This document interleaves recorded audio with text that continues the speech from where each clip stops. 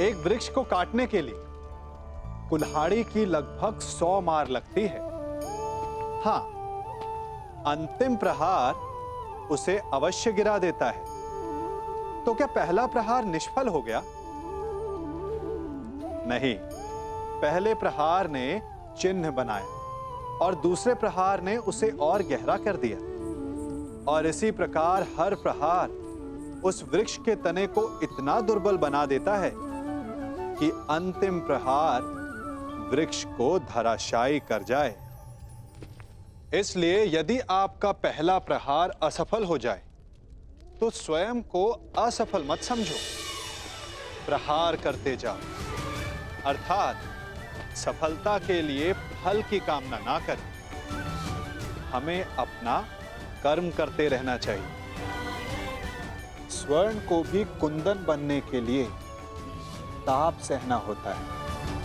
हीरे को भी चमक पाने के लिए सान पर स्वयं को घिसना पड़ता है। इसीलिए यदि सफलता की चमक चाहिए तो परिश्रम करना पड़ेगा और कठिनाइयों का ताप सहना होगा।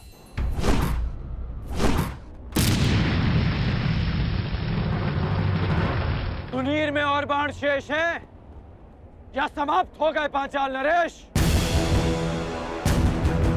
सम्राट, एक बात तो माननी पड़ेगी, तुम्हारे इस मित्र कर्ण का कोई तोड़ नहीं ना। कर्ण का कोई सामना कर सकता है तो वो केवल अर्जुन है, परंतु पता नहीं पशुपतास्त्र की यात्रा में अब वो किस मोड़ पर होगा।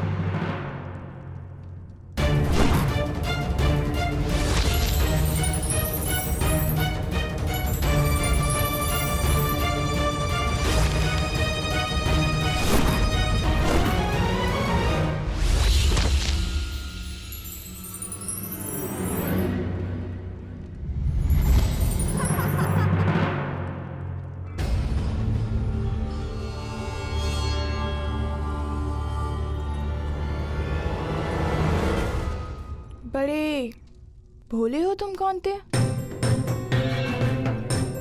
जिस अस्त्र से मुझे मारा जा सके वो तुम्हारे पास नहीं है,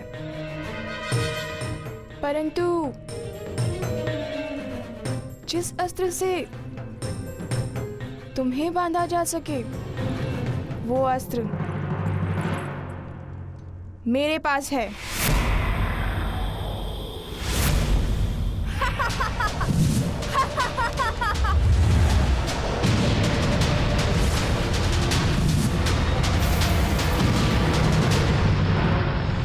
साधारण नारी नहीं हूं मैं, यक्षिणी हूं, वरदान प्राप्त यक्षिणी।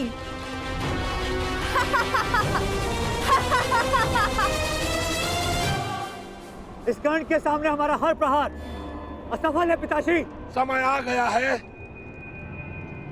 पांचाल के सबसे घातक अस्त्र को प्रस्तुत करने का।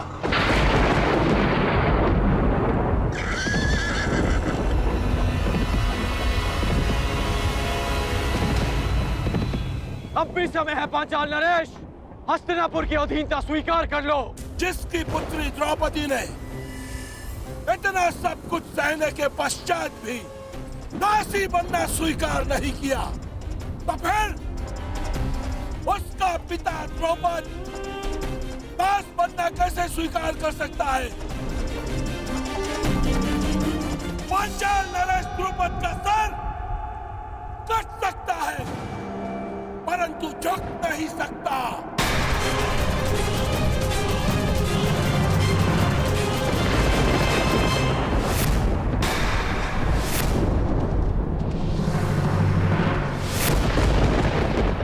मुझे युवराज दुर्योधन के चरणों में राजाओं के मस्तक चाहिए।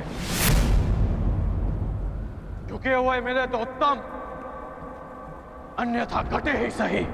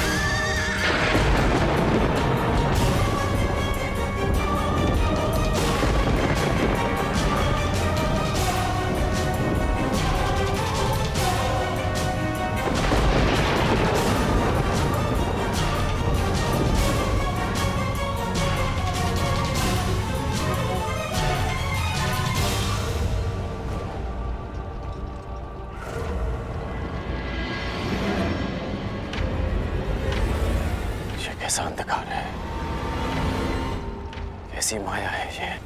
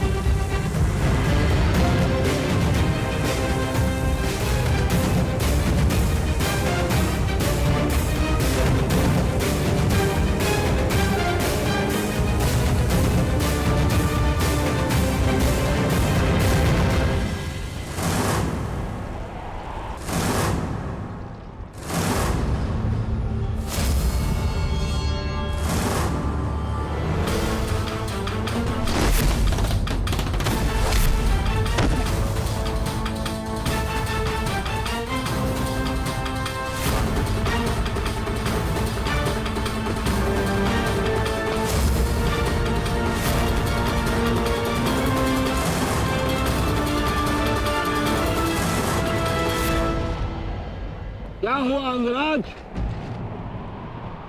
क्या हुआ? अब करो प्रहार। प्रहार करो अंगराज, प्रहार करो। कौन है ये?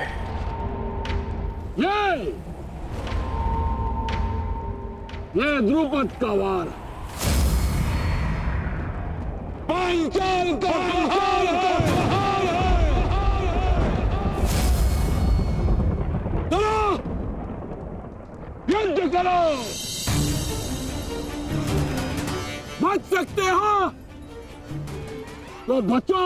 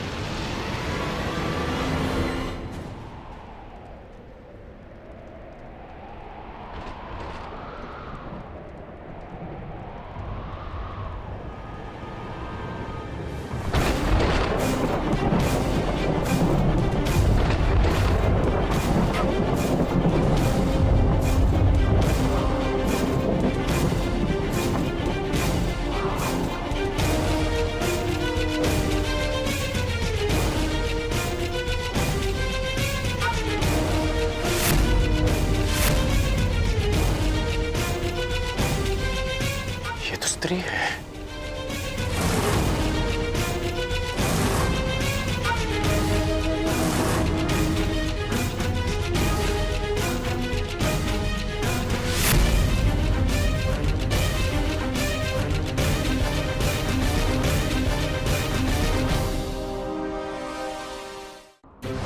सावधान कर्ण।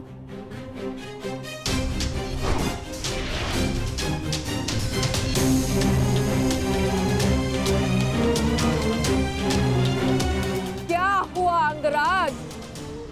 भयभीत हो? युद्ध करो। एक स्त्री पर अस्त्र उठाना किसी भी योद्धा के धर्म के विरुद्ध है।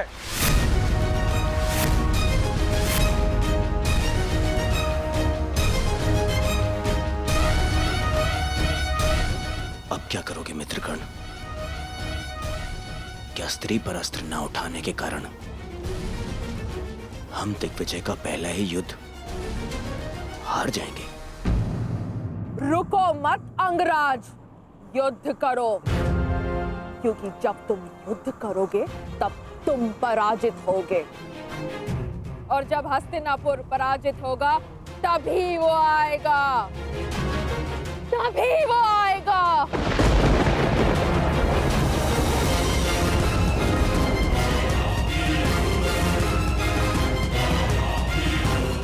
किसके आने की बात कर रही है? तुम सबको बंदी बनना होगा, तभी वो आएगा, तभी मेरे जन्मों का प्रतिशोध पूर्ण होगा। मामा जी, ये किसकी बात कर रही है? किसे लाना चाहती है वो यहाँ पे? मेरा प्रतिशोध पूर्ण करने के लिए उसे आना ही होगा।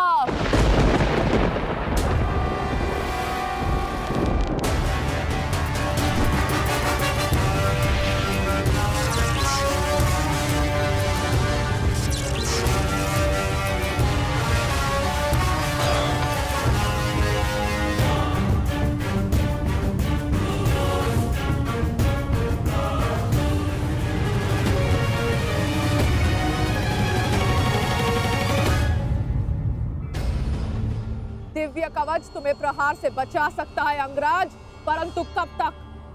तुम्हें हारना ही होगा। कौन हो तुम वीरांगना? और किसके आने की बात कर रही हो?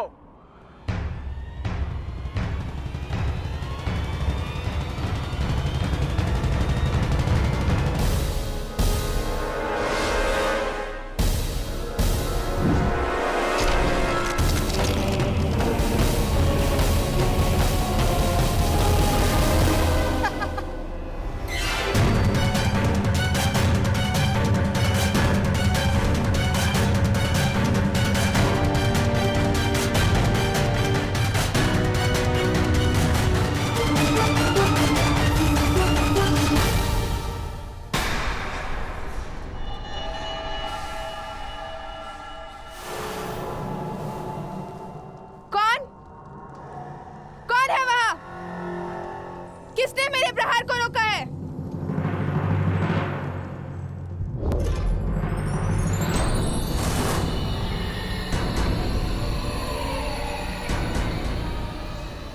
इंद्रदेव, आप?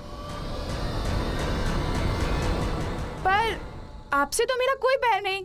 मेरे पुत्र से बैर कर कर तुमने मुझे अपना बैरी बना ली।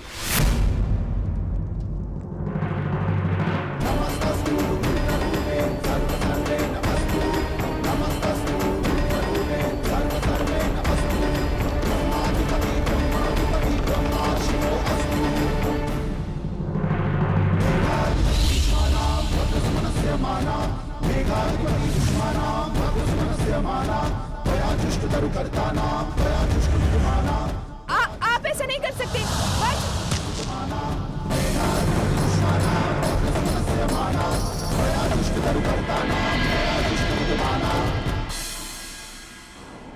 बताओ कौन हो तुम? अपना परिचय दो। अंगराज, यह शिखंडनी है, शिखंडनी।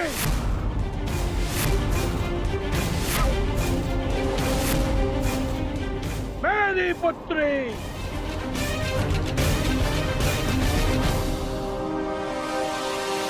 युद्ध करो अंगराज, क्योंकि पांचाल में वीरों का परिचय उसके युद्ध कौशल से होता है, उसके पुरुष या स्त्री होने से नहीं।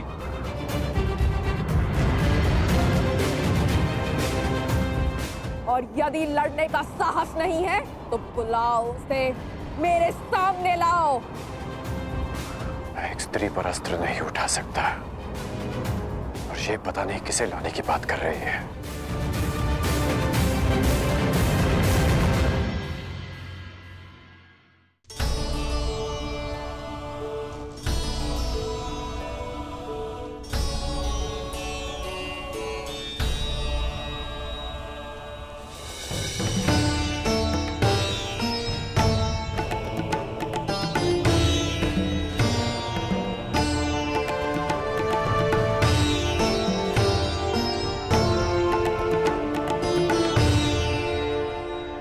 ये परिश्रम का समय है पुत्र अर्जुन।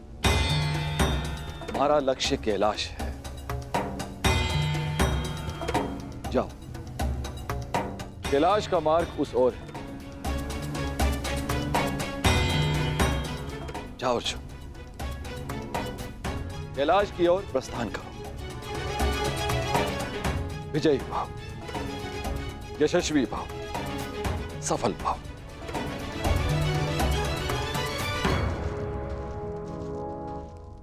अपने पुत्र के मार्ग से मैंने बाधा हटा दी। अब अपने पुत्र के शत्रु के मार्ग में बाधा उत्पन्न करना ही मेरा लक्ष्य होगा। सावधान कर्ण, देवराज इंद्र अपना प्रतिशोध लेकर रहेगा। कर्ण, प्रहार करो। यदि तुमने प्रहार नहीं किया तो मैं प्रहार करूंगा। नहीं युवराज, नहीं।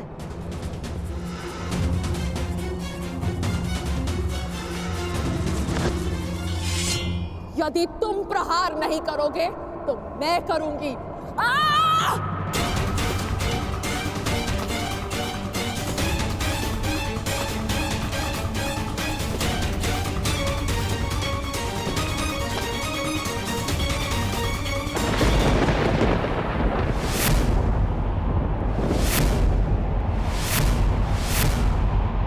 आ गया वो। आज मेरे जन्मों का प्रतिशोध पूर्ण होगा।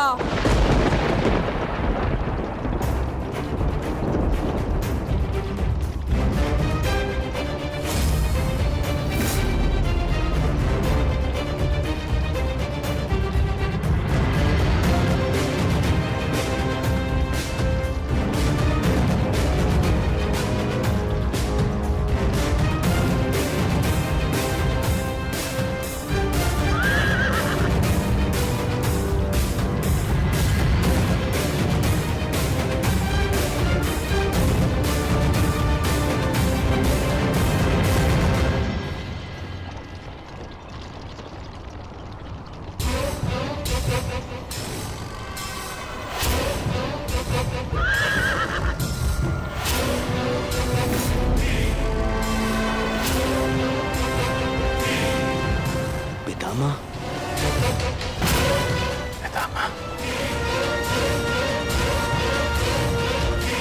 आ गए भीष्म।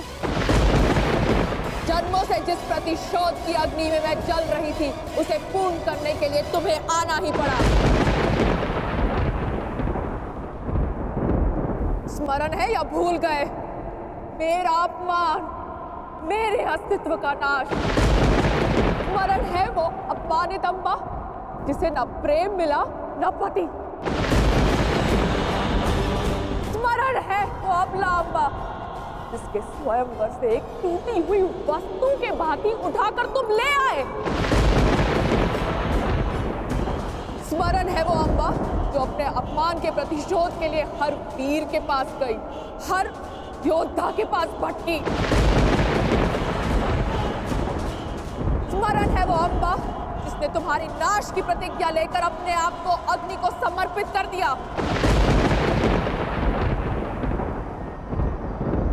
हाँ भीष्म, मैं उसी अम्बा का पुनर्जन्म हूँ। शिखंडनी, शिखंडनी, शिखंडनी।